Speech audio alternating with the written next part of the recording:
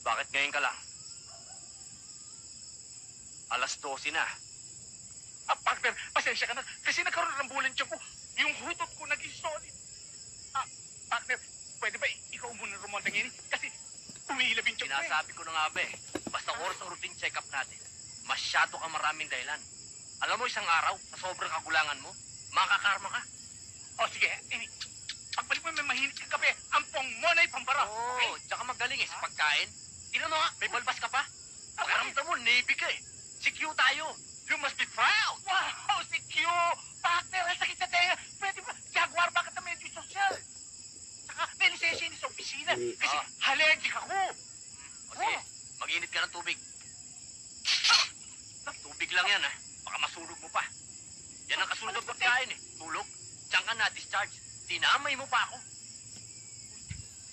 Kita na naman